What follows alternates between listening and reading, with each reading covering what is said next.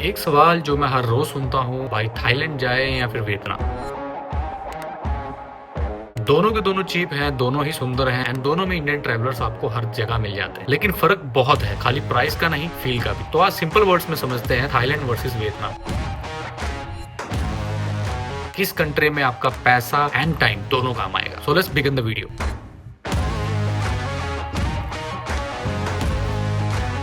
Hello guys, welcome back. My name is Sahil. चलो start करते हैं सबसे पहले एंट्री से। थाईलैंड में बेसिकली इंडियंस के लिए वीजा एंट्री फ्री है। आप 60 डेज तक स्टे कर सकते हैं, कोई भी वीजा लगाने की आपको जरूरत नहीं पड़ेगी। बस एक छोटा सा ऑनलाइन फॉर्म भरना पड़ता है जिसका नाम है थाईलैंड डिजिटल अराइवल कार्ड। अगर आप बात करें वियतनाम की, तो वियतनाम में आपको बेसिकली वीजा चाहिए। ई वीजा आप अप्लाई कर सकते हैं जिसकी फीस है 25 USD पर पर्सन के हिसाब से। 2 या 3 दिन के अंदर अंदर आपका वीजा आ जाता है, बड़े ही आराम। अगर आप लास्ट मोमेंट पे प्लान कर रहे हैं तो थाईलैंड आपके लिए इजी है, क्योंकि आपके पास ऑन अराइवल वीजा मिल जाता है। अगर आप वियतनाम की बात करें तो थोड़ा सा आपको प्री प्लान करने की जरूरत पड़ती है। पर अगर साथ ही साथ अगर वियतनाम में अगर फूकोक आइलैंड की बात करेंगे तो वहाँ पे वीजा ऑन अराइवल अवेलेबल है। वहाँ पे आपको कोई भी वीजा लगाने की जरूरत नहीं पड़ती, जिसपे हमने पहले भी वीडियो बना रखी है, जाके आप लिंक पे चेक कर सकते हैं।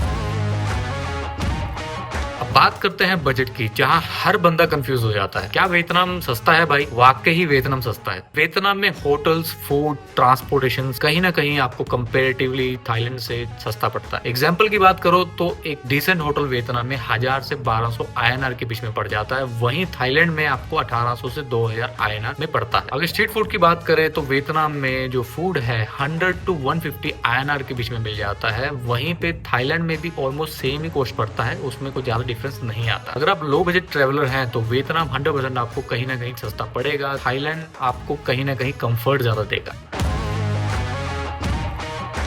अब बात करते हैं फूड की, जो कि सबसे टेस्टी टॉपिक भी है। वियतनाम का जो फूड है बहुत ही लाइट एंड हेल्दी होता है। वैसे तो मेरे हिसाब से थाईलैंड का भी सेम ही है, क्योंकि मैं थाईलैंड में रहता हूँ and I usually eat Thai food more than Indian food. तो वियतनाम का फूड जो मैंने खाया है वो भी वहाँ पे हेल्दी ही मुझे फील हुआ है। फेमस डिशेस की बात करो तो फू, स्प्रिंग रोल, बन मी, ये फेमस डिशेज हैं वियतनाम की। थाईलैंड की जैसे मैंने आपको बताया, खाना भी बहुत अच्छा है, हेल्दी है, थोड़ा बोल्ड भी है। अगर आप थाईलैंड फेमस डिशेज की बात करोगे तो उसमें आता है कोकोनट मिल्क, कैंक्यो वान, कपाओ काय या फिर टोम याम भी आप ट्राई कर सकते हैं अगर आपको स्पाइसेस पसंद है तो बेसिकली अगर आपको स्ट्रॉन्ग टेस्ट चाहिए तो मेरे हिसाब से थाईलैंड का खाना बहुत अच्छा है, क्योंकि हम इंडियंस को स्पाइसेस पसंद है। अगर आप लाइट स्पाइसेस खाते हैं या फिर लाइट सॉल्ट खाते हैं तो मेरे हिसाब से वियतनाम का खाना इसमें विन करता है।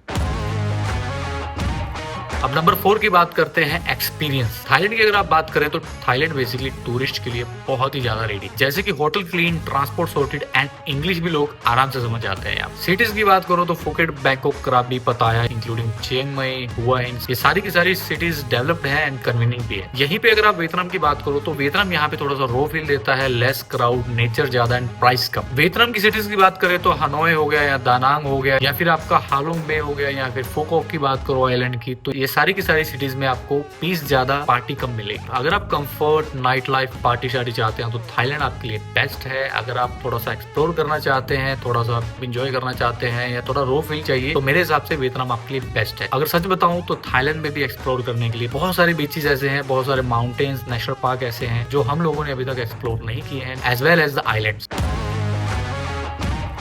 अब बात करते हैं ट्रांसपोर्ट एंड कनेक्टिविटी की। थाईलैंड में बेसिकली फ्लाइट्स डेली बेसिस के हिसाब से मिल जाती है। अगर आप दिल्ली की बात करो, मुंबई की बात करो, चेन्नई की बात करो, कोलकाता या फिर बैंगलोर, आपको डेली बेसिस पे फ्लाइट्स मिलती है। वियतनाम की अगर आप बात करोगे तो वियतनाम में फ्लाइट्स अभी बढ़ रही हैं। कुछ सिटीज में अभी भी जो कनेक्टिंग फ्लाइट लेनी पड़ती है, डायरेक्ट फ्लाइट अभी तक नहीं। तो अगर आप थाईलैंड की बात करेंगे तो थाईलैंड में जो लोकल ट्रांसपोर्टेशन है बहुत ही ईजी है। जैसे कि आप ग्रैब की बात करो, बोल्ट की बात करो, टैक्सी की बात करो या फिर टुक टुक की बात करो, बड़े इजिली मिल जाता है, as well as sky train in Bangkok. साथ ही साथ अगर आप वियतनाम की बात करें तो वियतनाम में Grab bikes and buses cheap हैं, बट रोड थोड़े से बेसिक हैं वहां पे। सो सीधी सी बात है, थाईलैंड में आपको कंफर्ट मिलेगा, वियतनाम में आपको थोड़ा सा पैसा बचेगा। अब बात करते हैं बेसिकली वाइब की, जिसका मतलब है क्राउड एंड एटमॉस्फेयर। थाईलैंड में पार्टी वाइब बहुत स्ट्रॉन्ग है। फुकेट, पताया, बैंकॉक कहीं पे भी चले जाओ, आपको night life, beach parties and shopping आपको हर जगह मिल जाएगी। साथ ही साथ आपको बहुत अच्छा क्राउड मिल जाता है, इंडियन म्यूजिक भी मिल जाता है, इंडियन खाना भी मिल जाता है एंड फुल ऑन इंजॉयमेंट होगा वहाँ। वियतनाम की अगर आप बात करोगे तो वियतनाम में वाइब थोड़ी सी काम है, ज्यादा nature, coffee shops, art streets, peaceful cities, ये सारी की सारी चीजें आपको वहाँ पे मिलेंगी। तो बेसिकली सीधी सी बात है, अगर आपको चिल करना है या फिर थोड़ा सा पीसफुली इंजॉय करना है तो वियतनाम बेटर है। अगर आपको नाइट लाइफ चाहिए, पार्टी शार्टी चाहिए, बीच पार्टीज चाहिए तो उसके लिए आपको थाईलैंड आना पड़ेगा।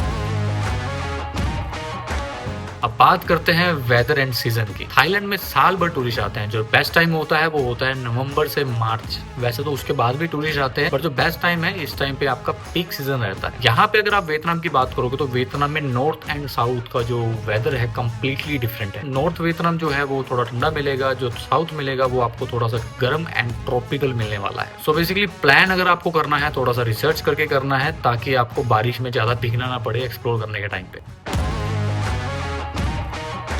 अब बात करते हैं सिंपल कंक्लूजन की। अगर आप फर्स्ट टाइम ट्रेवलर हैं, नाइट लाइफ चाहिए, बीच पार्टीज चाहिए, शॉपिंग चाहिए, एक डेवलप कंट्री चाहिए तो थाईलैंड जाओ। अगर आपको एडवेंचर चाहिए, बजट टाइट है, थोड़ा काम वाइब चाहिए तो वियतनाम जाओ। बेसिकली दोनों की दोनों कंट्री सेफ हैं, सुंदर भी हैं, बट डिपेंड करता है आपके मूड के हिसाब से। जो डिटेल्स मैंने आपको दी हैं आप उनमें से चूज कर सकते हैं। फॉर एग्जाम्पल अगर आपने कहीं बीच लाइफ एंजॉय करनी है जहाँ पे ज्यादा क्राउड ना हो तो मेरे हिसाब से वियतनाम भी बेस्ट है। बट अगर आपको चाहिए कि यार मुझे कंफर्ट भी चाहिए, मुझे अच्छे होटल्स चाहिए, मेरा बजट टाइट नहीं है, तो मेरे हिसाब से थाईलैंड आपके लिए बेस्ट है। तो गाइस मुझे आप बताइए कमेंट करके कि आपका चॉइस क्या होने वाला है, थाईलैंड या फिर वियतनाम। तो अगर ये वीडियो अच्छी लगे तो लाइक करिए, शेयर करिए, सब्सक्राइब करिए, क्योंकि ऐसी और काफी इन्फॉर्मेटिव वीडियोस हमने बना रखी है अपने चैनल पे, आप जाके चेक भी कर सकते हैं। मैं मिलता हूँ आपको अगली नेक्स्ट इन्फॉर्मेटिव वीडियो के साथ, तब तक के लिए स्टे ट्यून्ड एंड पीस।